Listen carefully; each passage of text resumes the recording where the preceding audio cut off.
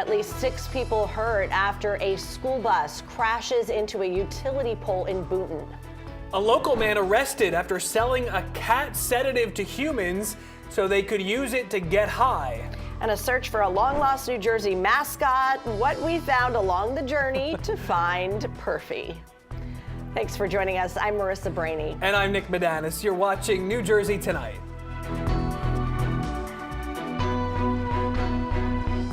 New information tonight out of Boonton, where a school bus crash leaves several people injured. Right now, we go to News 12 New Jersey's Alex Zidane, who is at the scene with the latest on this crash. Alex?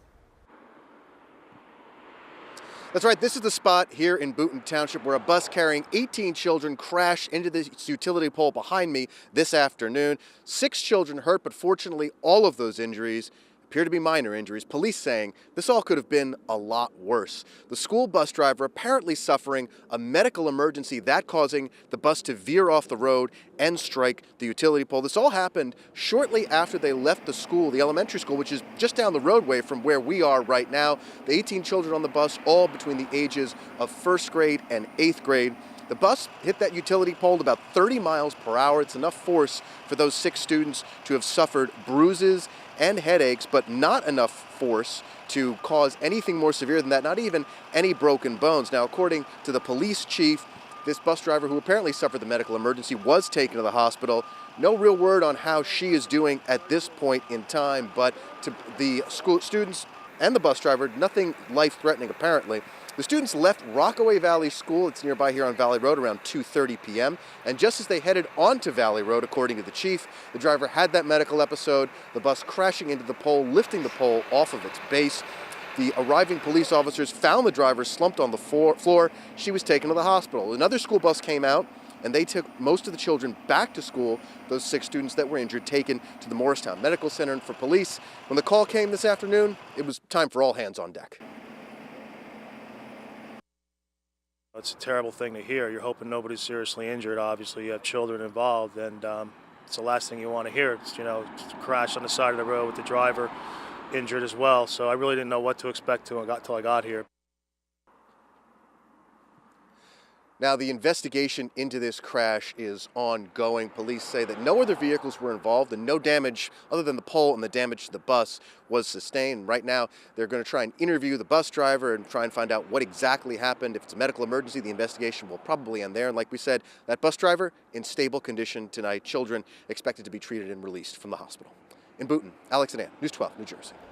All right, Alex, thanks so much. We take a look outside at Weehawken this evening, and we're all hoping for a little bit of a warm-up this weekend. A little warmth, a little sun maybe. Meteorologist Dave Curran, tell us more. We will see that warm up. We will see a little bit of sunshine, especially for Saturday, and then it looks like everything comes unraveling weather-wise for Sunday. We do have some snow showers in southern sections of New Jersey.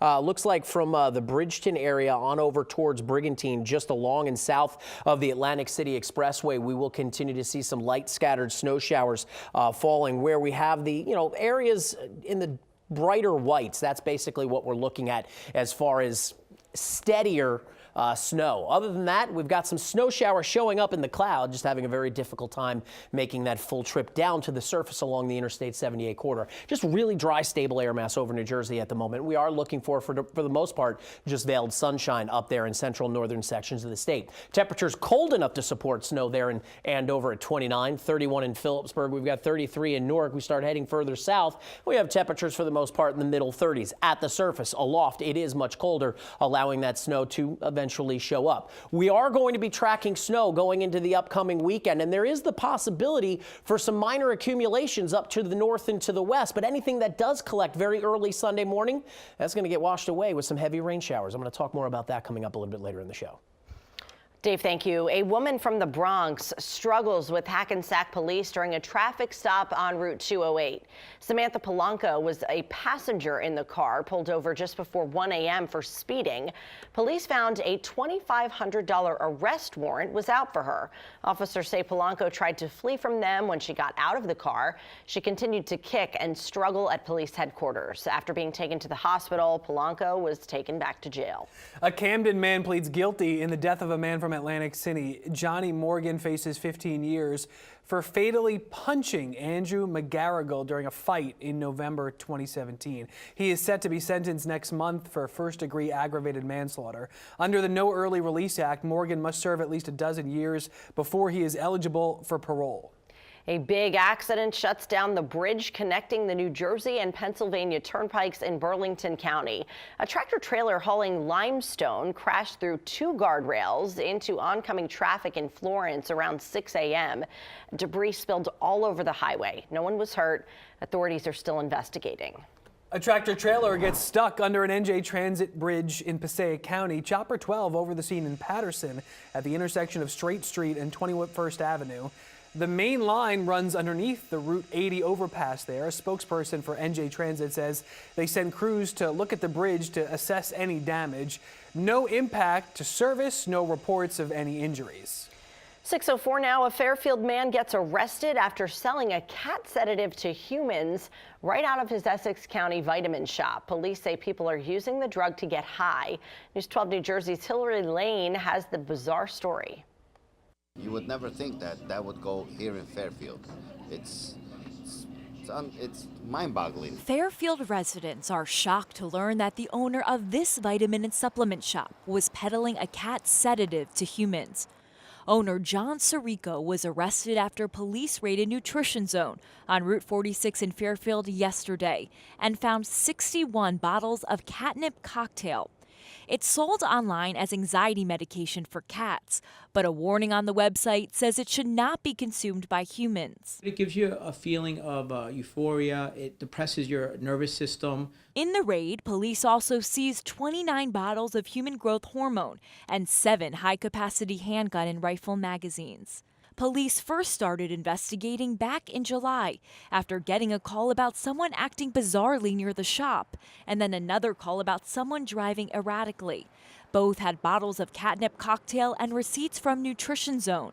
It is illegal for humans to ingest the drug. You'll have the effect of, that you're intoxicated, but there won't be any smell of any like liquor or coming from your breath. So that would be why some people have come in contact with it. It was very surprising. Pasquale Bedici owns Puzo's Pizza in the same shopping center as Nutrition Zone. We're surprised because they come in here. We know the people, you know. Nutrition Zone is closed today following the owner's arrest. Police say they are allowed to continue operating. In Fairfield, Hillary Lane, News 12 New Jersey. And Morris County Police and state police also had cases of people driving under the influence of catnip cocktail. Well, Google is celebrating International Women's Day with none other than a doodle. That's how they do it. Today's doodle is an interactive slideshow. It includes inspirational quotes by 13 female trailblazers. The theme is women empowering women. And to celebrate International Women's Day, New Jersey First Lady Tammy Murphy speaking to hundreds of female community leaders at New Jersey Performing Arts Center in Newark. She talked about her efforts to improve health care for all mothers and children. She also encouraged young girls to chase their dreams. Just go out there and do it. Go out there and live your life, do whatever you want to do, and don't ever let anyone tell you you can't get there, because you can. It's up to you. The theme at today's lunch, New Jersey women making a difference. 5G is the next internet revolution for powers trying to control it like the U.S. and China. The iRace is on. And while tech changes at a frantic pace, you ain't seen nothing yet. Our homes are almost smarter than us. I don't have to be here to actually touch the thermostat. If I'm 2 hours away, I can do that. And within a split second, it makes the change right there. Thermostats, cameras, detecting a pipe burst from an app. It's just about having control over your home in a way that's more proactive than reactive. He's making a business out of it, and Dave Lemire says it's not just for tech geeks. 9 out of 10 customers are, I'm not tech savvy, but I know I want this, this, and this. Then what's coming next will blow their minds. Smart, smart, smart. Smart homes in smart cities with self-driving cars and robots. Computers solve problems, no need for lowly humans. And to support it all, the internet on steroids. What we're experiencing today with 4G will be 100 times faster with 5G. 5G is at the center of tensions between the U.S. and China. We will not be intimidated, and we will not stand down. The country that develops it first controls information, and New Jersey has the pieces in place to roll it out. When cables travel across the Atlantic, they rent space at the New Jersey Fiber Exchange before going out to North America. And Gil Santeliz is the landlord. This is how the world communicates. Picture it at super speeds. Power companies deal with storms and outages in real time. They can deploy trucks. The trucks will communicate when they're going to get to the site. Are there parts available? This will all happen within microseconds, not phone calls and emails. And he is expecting a new underwater cable across the Atlantic to launch in September, paid for in part by Google and Facebook. There are still questions about the safety of 5G. Senators like Connecticut's Richard Blumenthal have asked the FCC to provide documents about it. Experts say either way, it is coming, maybe in a year. Wow. We can't keep up. Yeah, lots of food for thought in that piece. All right, thanks, Nick. Right now, it is 6:09, going on 6:10 here on your Friday as we look outside at the beach this evening. Back after this.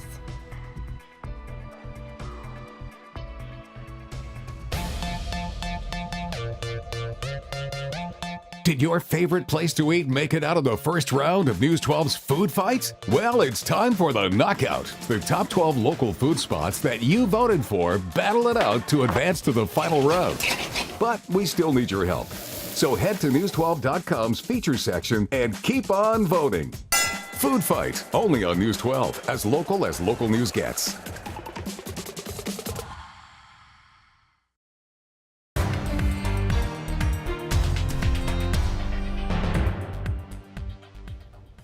All right, earlier this week, News 12's Brian Donahue set out to find New Jersey's long-lost mascot, Perfy. This costumed character was part of the New Jersey and You Perfect Together tourism campaign in the 80s.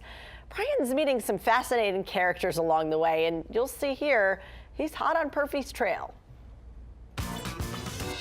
It's become an obsession for me, my search for Perfy. That odd misfit mascot named after the classic tourism campaign aired during the Governor Tom Kean era. New Jersey and You, perfect together. What would be perfect right now would be to find Perfy, and man, my search is heating up. I'm headed to the northernmost reaches of Perfy territory, Ringwood, to meet a guy named Trader Mike. Mike says he knows where Perfy is. Mascot, this Perfy thing, so I helped him put it away. He helped put Perfy away? Uh-oh, doesn't sound good for our hero. But then Mike took me inside his 150-year-old house, wood stove only, where I met his hot dog-eating turtles and taxidermic delights. He greeted me in Lenape, the Native American language endemic to these hills, How are you? and proceeded to tell me that as a supervisor with the State Division of Parks in the early 1990s, he personally packed up the Perfy costume and stashed it in a place called the Potato Cellar. Anything that goes in a potato cellar, it's said, it don't never leave. Mike describes the Potato Cellar as a place at Monmouth Battlefield State Park where state workers would stash anything that seemed worth keeping but had no real place to go. Governor's old desks, old firefighting apparatus, a rocket that was once used to deliver airmail, and Perfy. This is the national treasure. This is New Jersey's national hidden treasure. This place is amazing. So Perfy was last there for sure, absolutely in the 90s, in a bag on one of the governor's desks in a potato cellar. With images of our poor mascot locked up in a musty cellar, I headed to the historic battlefield, hiked to a series of maintenance buildings where I found what may be Perfy's final resting place. He's in there! He's in there! Perfy's in there! I know it! Now all I have to do is get in. Perfy, we're coming for ya! I'm Brian Donahue. That's Positively New Jersey.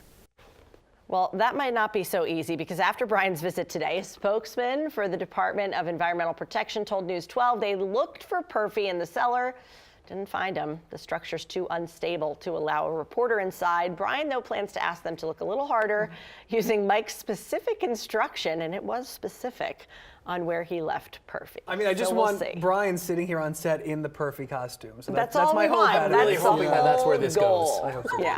But we're glad at least that Dave is here on the set too. Not dressed as Perfy. Perfy. 33 degrees tonight.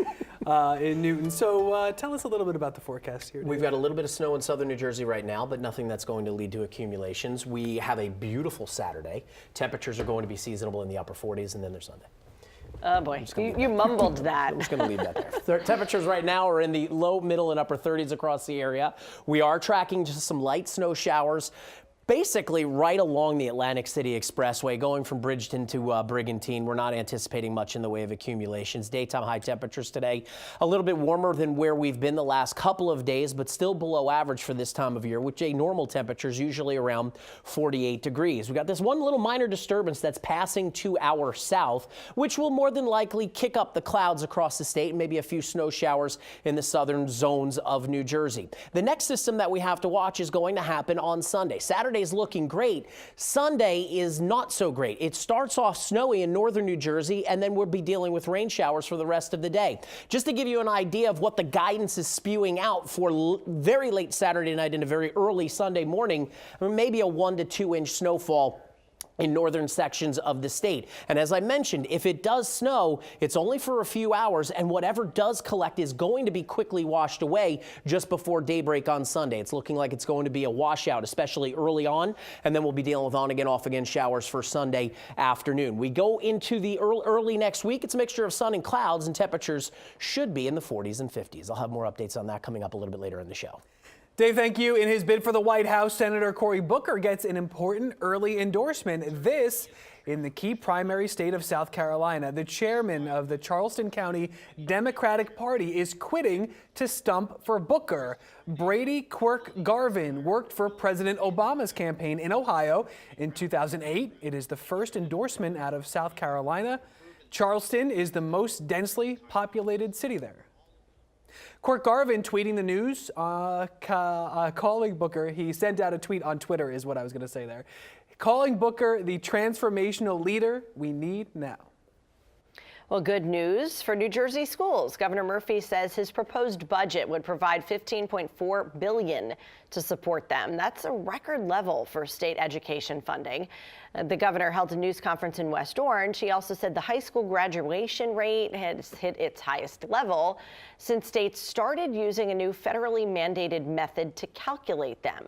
That figure advanced to 90.9% last year. Officials in Piscataway want to make sure residents pay their fair share of property taxes. Starting Monday, appraisers hired by the town are set to go door to door in Fire District 4 to get updated information. They work with Professional Property Appraisers, Inc. Residents can decide if they want to let those appraisers in, and there is said to be a special link to double check actual ID badges that staffers will be carrying. It is posted on our website, news12.com, numbers and links. Well, Hoboken may change the way it handles bar crawls. Events like SantaCon, Leprechaun, they often require police overtime and are not sanctioned by the city. An ordinance up for consideration would require event promoters to provide the city with their own cleanup and security plans. NJ.com reports organizers could have to provide reimbursement for other costs as well. City officials say they want to eliminate the burden for taxpayers. Time is running out to sign up for the Citizens Police Academy in East Brunswick. The deadline is March 15th. The program is open to all residents and business owners 18 and older. It's to learn about gun safety and crime scene investigation, among other things. All right, you're watching New Jersey Tonight. The Empire State Building lit up pink tonight for Barbie's 60th birthday. Happy birthday. Happy birthday, Barbie.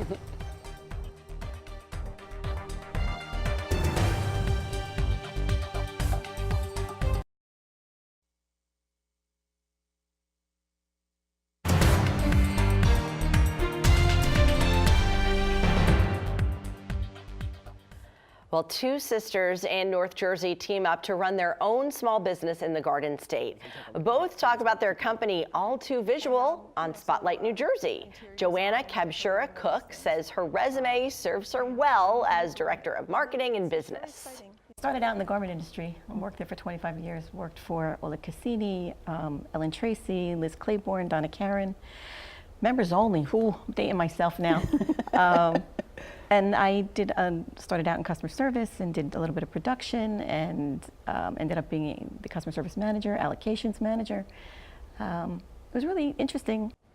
can find out more about the business on Spotlight New Jersey tomorrow and Sunday, 11 a.m., 1:30, and 3:30 p.m. Jersey City turns green this weekend. The city gearing up for its annual St. Patrick's Day celebrations. A parade is set for Sunday, kicking off at Lincoln Park around 12:30. It travels up Kennedy Boulevard and ends in Journal Square. Well, a pair of bald eagles nesting in California have a new egg. It arrived Wednesday. There's a live video feed. Oh, look at this on Friends of Big Bear Valley. The egg should hatch around April 10th. The baby's parents will share incubation duties. A second egg set to arrive in days. The Forest Service counted 11 of the birds living in San Bernardino National Forest. That's unfortunately down from 15 in 2017. The first female heroine in the Marvel Universe flies into theaters this weekend. War is a universal language. I know a renegade soldier when I see one. Brie Larson stars in Captain Marvel, the first film in the franchise with a female lead. The movie follows Carol Danvers as she works to protect Earth in the middle of a galactic war between two alien species. Larson says the movie is about empowerment, no matter your gender, and she says the film is a step in the right direction for equality. So